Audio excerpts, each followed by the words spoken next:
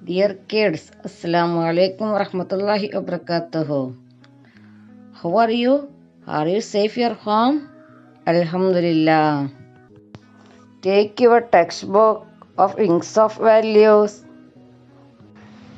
Take chapter 10, which is a chapter name Eating Manners. Have you seen anything picture?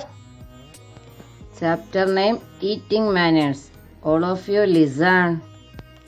Stop your play and come to eat. Wash your hands and take your seat. Then you should say Bismillah. Bismillahir Rahmanir Rahim. In Allah's name always start. Keep devil male apart. Only use right hand and never use left hand. Keep quiet and chew it well. Okay. All of you, after the eating, say to Alhamdulillah. You spell Alhamdulillah. Okay. All of you listen once more. Sit properly.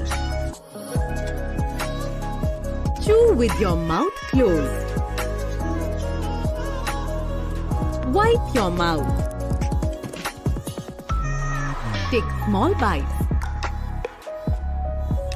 Finish your food. Dear kids, when you eating food, you should practice these manners in your daily life. Okay, thank you. Assalamu alaikum.